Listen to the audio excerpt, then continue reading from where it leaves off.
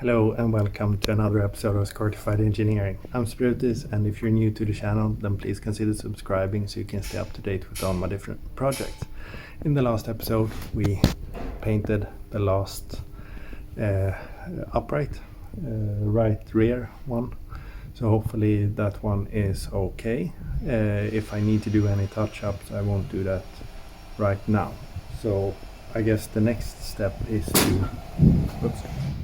We have to clear up some floor space because it's getting hard to move around. So I think I'm going to assemble the drive shafts so that I can put those away. So it's time to get greasy. Here we have hopefully all the parts that I need.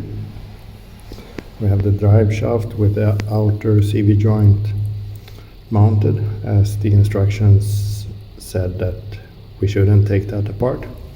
So we have two of those. We have the tulips. We have new red line CV2 grease. We have all the old parts and the thing that goes inside. On the splines, and also the lock ring.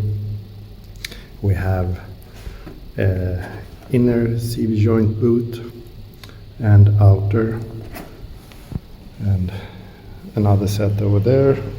We have some step ring, pliers, a knife to scrape off some paint and even some wood. I will be using this tape to tape this spline area when I put the boot over, in order to go there, and also here for this one. I will be using this rag because I will be clamping the shaft in the vise, and hopefully that will minimize the damages. And then a small sledgehammer for hammering stuff. We also have some brake cleaner that I need to get. So I will clean out the insides one more time and then start the assembly.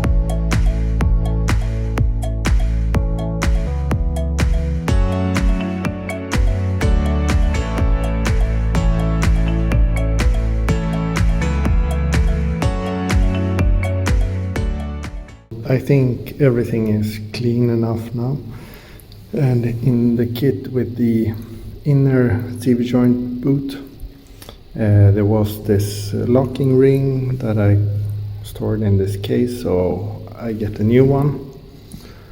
And the idea about clamping this in the vise and then get the grease in, yeah, it becomes too tricky, so I will just do it here on the table.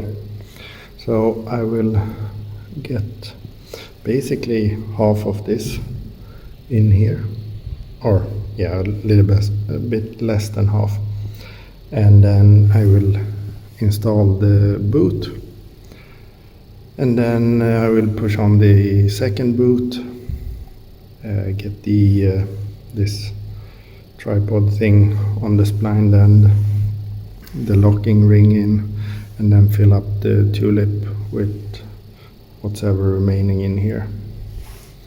And I will be using this spatula or mixing stick, which is what it actually is, but I think that will be fine. And then just push some grease in, move it around, push more in, etc., etc. And in case there is any brake cleaner left, it's not a problem because it will evaporate. Hopefully I can also find the mark that I did on these when I put them on the spline then. So let's see how this goes.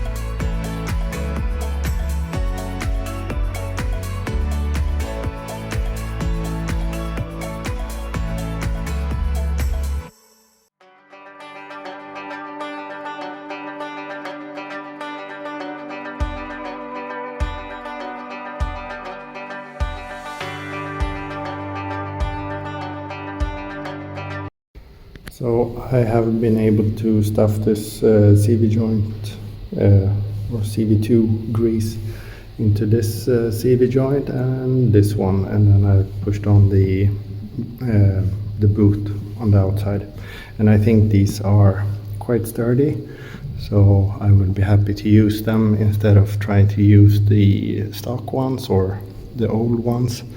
The old ones were okay, so I will be keeping them. I have also pushed on the inner CV joint boots, and it was a bit tricky, so basically I pushed as close to the shaft as possible to have the least amount of moment when pushing on the rubber, and then just worked my way around it a few millimeters at a time, going over the splined area and then these humps and finally into place. So now I will put these in the vise. So I will use this rag to protect the surface, and then I will hammer on these. I will use the small sledgehammer and a bar of brass to hammer that on. And then in the kit you see that I got a new locking ring as well as clamps. I haven't put on the clamps yet because, well, in case I want to feed more grease into the joints, I will do that before I close them off. And also I will measure the length according to the service manual so that I'm not off by anything there. So clamp them, hammer it on, lock, then fill these with the tulips with grease, and then basically just shove them on, and the boot will lock the tulip in place.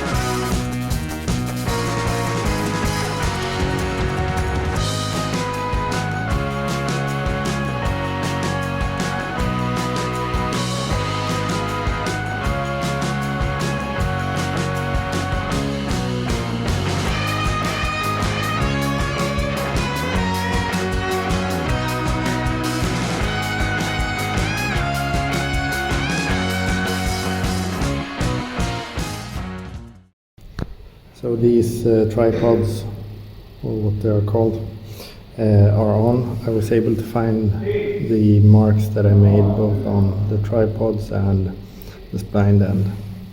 So then I just used this brass bar and sledgehammer to tap it on until the opening for the locking ring was visible, and then I could put that in place. After that I continued the grease. So my spatula isn't long enough, so I cut the plastic container in half. So I will be filling these tulips a bit more, or maybe something like this, and then push them in. I have a match mark underneath, so I know the rotation of them. So I will put them in and basically do the same thing that I did on the outer CV joint, namely pushing it around. When I angled the shaft there will be the grease actually softens up a bit, so it will be more flowing and getting into the hard to reach areas. So I will do that then until I'm happy, and whatever grease I have left, I think I will put in the outer ones. So yeah, because the amount is, I think the amount is quite a lot. So I think it actually corresponds to 2 of these containers, basically 400 grams, and that might be on the slightly lower end of what the service handbook says. So I will continue to pack grease in, and then I have completed the drive shafts.